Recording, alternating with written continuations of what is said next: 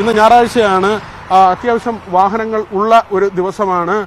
മാത്രമല്ല ശബരിമല തീർത്ഥാടന സമയമാണ്. മറ്റൊരു കാര്യം കൂടി നമുക്ക് ഇവിടെ പറഞ്ഞു വെക്കേണ്ടത്, ദേശീയപാതയുടെ നിർമ്മാണ പ്രവൃത്തികൾ നടക്കുന്ന ഒരു സമയമാണ്. അതായത് തിരുവനന്തപുരത്ത് നിന്ന് നമുക്കറിയാം കാസർഗോഡേക്ക് വരെ ഉള്ള പാതയുടെ നിർമ്മാണ പ്രവർത്തനങ്ങൾ നടക്കുന്നു. പലയിടങ്ങളിലും വാഹനങ്ങൾ ഓടിച്ചു പോകുന്നതിന് ബുദ്ധിമുട്ടുണ്ട്. ഇപ്പോൾ നമ്മൾ തിരുവനന്തപുരത്ത് നിന്ന് തന്നെ ആലപ്പുഴയിലേക്ക് എറണാകുളത്തേക്ക് പോകുന്ന ആളുകൾ പലപ്പോഴും ആശ്രയിക്കുന്നത് MC റോഡിനെയാണ്. അതുകൊണ്ട് തന്നെ MC റോഡിൽ ഈ വാഹനങ്ങളുടെ എണ്ണം കൂടുകയും ഇതെല്ലാം തന്നെ അപകടങ്ങൾക്ക് കാരണമാവുകയും ചെയ്യുന്നുണ്ട്. ചേട്ടാ, ഇവിടെ ഈ വാഹനാപകടങ്ങൾ സ്ഥിരമായി നടക്കുന്ന ഒരു രീതിയുണ്ടോ?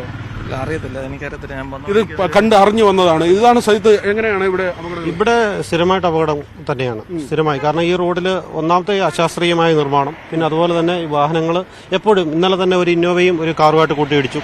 അതിനെ കുറച്ച് ദിവസം മുമ്പ് ഡിവൈഡറിലേക്ക് ഇടിച്ചു കയറി രണ്ടുപേര്, പിന്നെ ഒരു അമ്മയും മകനും മരിച്ചു, തിരുവനന്തപുരം സ്വദേശിയായിട്ട്. അങ്ങനെ സ്ഥിരം അപകട മേഖല, അപകടം ഉണ്ടാകുന്ന റീച്ചാണ്.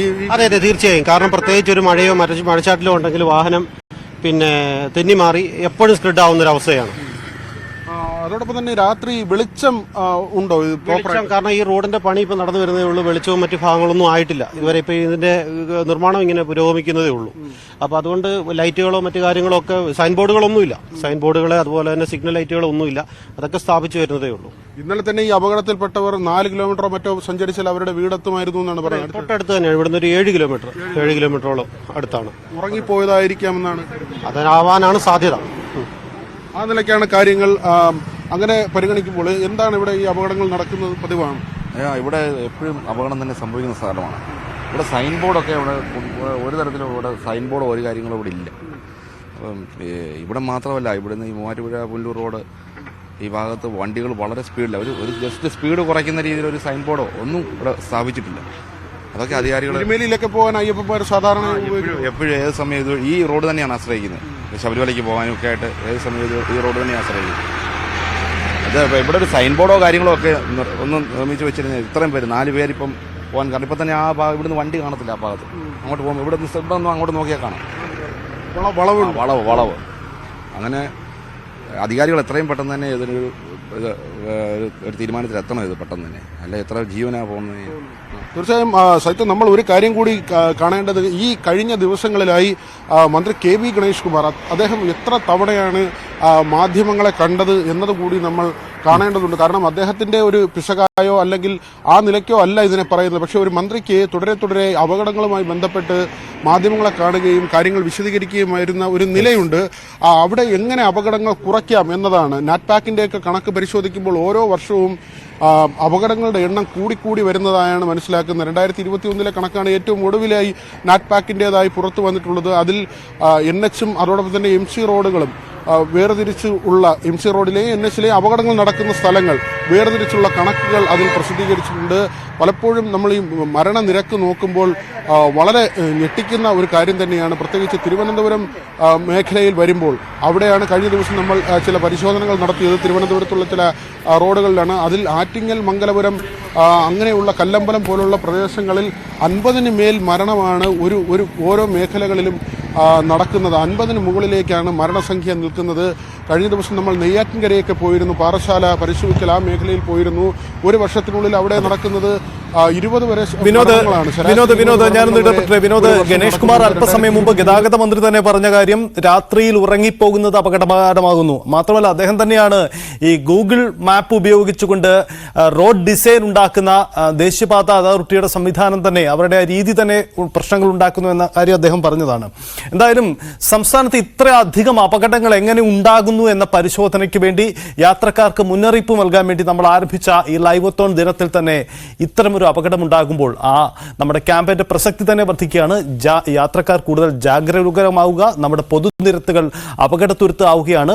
2020-ലെയും 2021-ലെയും കണക്ക് പരിശോധിക്കുമ്പോൾ ഏകദേശം 100-ലധികം ബ്ലാക്ക് സ്പോട്ടുകൾ കേരളത്തിൽ വർദ്ധിച്ചിട്ടുണ്ട് എന്നതാണ് നാറ്റ്പാക്കിന്റെ തന്നെ റിപ്പോർട്ട് പറയുന്നത്. അതുകൊണ്ട് തന്നെ നമ്മൾ കൂടുതൽ ജാഗരൂകമാവണമെന്ന ഓർമ്മപ്പെടുത്തൽ കൂടിയാണ്. വിനോദ്, ഒരു കാര്യം കൂടി, വിനോദ് നിൽക്കുന്ന ഇടത്തിനൊരു പ്രത്യേകതയുണ്ട്. കാരണം മൂവാറ്റുപുഴയിൽ നിന്നും പുനലൂരിലേക്കുള്ള സംസ്ഥാന പാതയാണ്. ഈ സംസ്ഥാന പാത പൂർണ്ണമായും മലയോര മേഖലകളിലൂടെ കടന്നുപോകുന്ന ഇടമാണ് എന്നു മാത്രമല്ല നിരവധി വളവുകളും ഇറക്കങ്ങളും കയറ്റങ്ങളുമുള്ള ഇടമാണ്.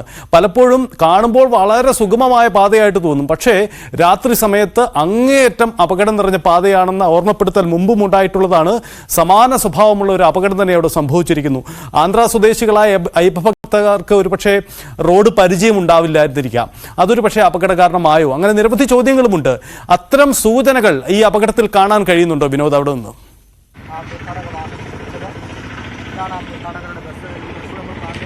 സൈത്ത് സൂചിപ്പിച്ചതുപോലെ തന്നെ നമ്മൾ ഈ റോഡിൽ പ്രത്യേകിച്ച് എം സി റോഡിലൂടെയുള്ള സഞ്ചാരം അത് നാലാഞ്ചിറ മുതൽ അല്ലെങ്കിൽ തിരുവനന്തപുരത്ത് നിന്ന് നമ്മൾ എം ജി കോളേജിന്റെ ഭാഗത്ത് നിന്ന് മാറിയോനസിന്റെ ഭാഗത്ത് നിന്ന് തുടങ്ങി ഇങ്ങോട്ട് കൊട്ടാരക്കര സഞ്ചരിച്ച് തുടർന്ന് അങ്ങോട്ട് നമ്മൾ അടൂരിലേക്കും മറ്റുമൊക്കെ പോകുമ്പോൾ ഈ റോഡിന്റെ ഒരു ഘടന തന്നെ നമ്മൾ പരിശോധിച്ചു കഴിഞ്ഞാൽ ഒരുപക്ഷെ NH പോലെ അല്ല. നമ്മൾ തിരുവനന്തപുരത്ത് നിന്ന് NH-ലൂടെ സഞ്ചരിച്ച് നേരെയുള്ള റോഡിൽ പോകുന്നത് പോലെ അല്ല ഈ റോഡിന്റെ ഒരു ഘടന. വളവും തിരിവുമാണ്, നിരവധി ഇറക്കങ്ങളുണ്ട്. ഒറ്റ സ്ട്രെച്ചിൽ തന്നെ ഒരു ഇറക്കത്തിൽ തന്നെ 4-5 വളവുകൾ വരുന്ന സ്ഥലങ്ങളുണ്ട്.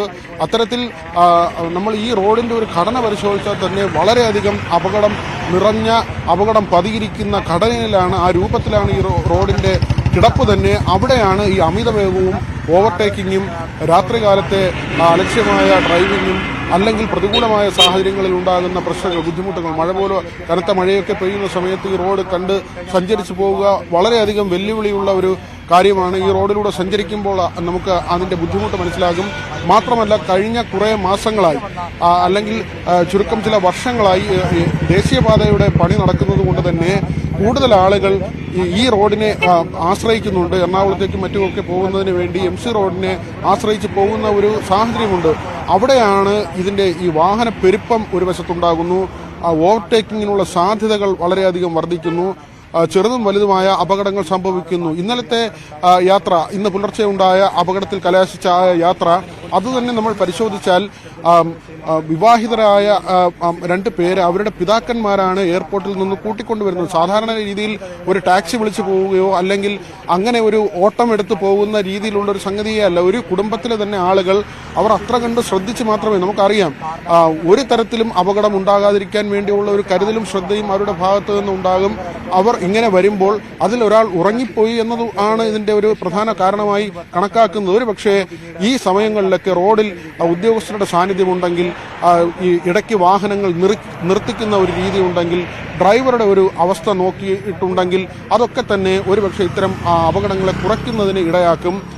ഒരു സ്ക്രീനിങ് റോഡിലുണ്ടാകും എന്ന ഒരു ചിന്ത കൂടി ഉണ്ടെങ്കിൽ ഒരുപക്ഷെ വണ്ടി ഓടിക്കുന്നവർക്ക് ആ ഒരു കരുതൽ കൂടി ഉണ്ടാകും. അതിനപ്പുറത്തേക്ക് ഒരു സംവിധാനവുമില്ല. പരിശോധനാ സംവിധാനങ്ങളോ വഴിയിൽ അങ്ങനെ പരിശോധിക്കാനോ കാര്യങ്ങൾ ശ്രദ്ധിക്കാനോ ഉദ്യോഗസ്ഥർ പോലും ഇല്ലാതായാൽ മറ്റ് സംവിധാനങ്ങളൊക്കെ ഉണ്ട്. ഇപ്പോൾ വികസിത രാജ്യങ്ങളുടെ കാര്യം പറയുമ്പോൾ സ്പീഡ് കൂടിയാൽ അത് ഡ്രൈവർക്ക് തന്നെ അതിന്റെ സന്ദേശം ലഭിക്കുന്ന തരത്തിലുള്ള സംവിധാനങ്ങളൊക്കെ ഉണ്ട്. അങ്ങനെ ഒരു പരീക്ഷണാടിസ്ഥാനത്തിൽ ജർമ്മൻ സാങ്കേതികവിദ്യ അടിസ്ഥാനമാക്കിയുള്ള ഒരു സംവിധാനം കേരളത്തിൽ പരീക്ഷണാടിസ്ഥാനത്തിൽ കൊണ്ടുവരികയും ചെയ്തിരുന്നു. പക്ഷേ അതൊന്നും തന്നെ എങ്ങും എത്തുന്ന നിലയുണ്ടായിരുന്നില്ല. അങ്ങനെയുള്ള സംവിധാനങ്ങളുടെ പോരായ്മ ഉള്ളപ്പോൾ മാൻ പവറെങ്കിലും ഉപയോഗിച്ച് പരമാവധി ഉദ്യോഗസ്ഥരുടെ സേവനമെങ്കിലും പ്രയോജനപ്പെടുത്തി രാത്രികാലങ്ങളിൽ പുലർച്ചെ അവരുടെ സാന്നിധ്യം ഈ റോഡുകളിൽ ഉണ്ടാവുക എന്നത് തന്നെയാണ് പ്രധാനപ്പെട്ട കാര്യം. അവിടെയാണ് സജിത്ത് നേരത്തെ സൂചിപ്പിച്ചത്.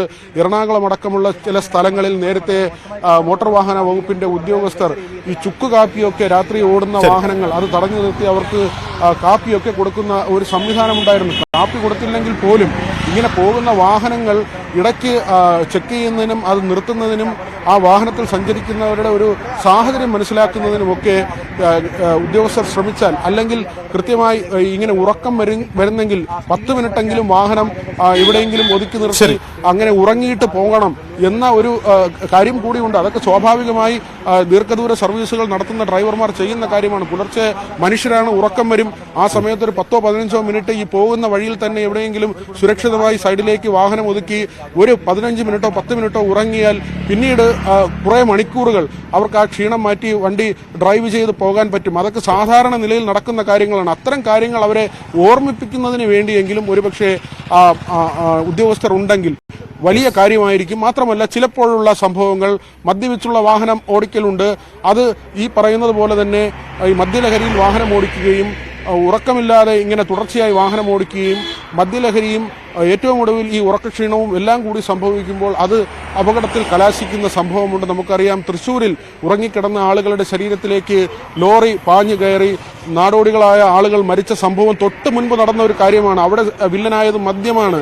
ആ തരത്തിൽ പല കാര്യങ്ങളുണ്ട്. 5 മെഡിക്കൽ വിദ്യാർത്ഥികളുടെ മരണം, കഴിഞ്ഞ ദിവസം 5 സ്കൂൾ വിദ്യാർത്ഥികളുടെ മരണം, ഈ ഉറങ്ങിക്കിടന്ന ആളുകളുടെ മരണം, ഇതെല്ലാം തുടരെ ഒരു ആഴ്ചകളുടെ വ്യത്യാസത്തിൽ കേരളത്തിൽ സംഭവിക്കുന്നു എന്നതാണ്. ഏറ്റവും ഒടുവിൽ ഇപ്പോൾ 4 പേർക്ക് ജീവൻ നഷ്ടമായിരിക്കുന്നു. ഒരുപക്ഷെ ഈ റോഡ് നമ്മൾ പരിശോധിക്കുമ്പോൾ ഡിവൈഡറില്ല.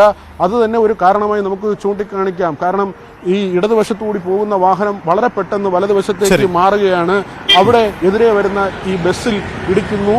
അങ്ങനെയാണ് ഈ അപകടം സംഭവിക്കുന്നത്. അത്തരത്തിൽ പ്രോപ്പറായിട്ടുള്ള കൃത്യമായിട്ടുള്ള സുരക്ഷാ സംവിധാനങ്ങൾ ഏർപ്പെടുത്തിയാൽ തന്നെ വലിയ അളവിൽ അപകടങ്ങൾ കുറയ്ക്കാൻ കഴിയും. സജിത്ത്, യെസ്, വിനോദ് സൂചിപ്പിച്ചതാണ്. നമ്മൾ കൂടുതൽ ജാഗരൂകമാകണം, ജാഗ്രത പാലിക്കണം.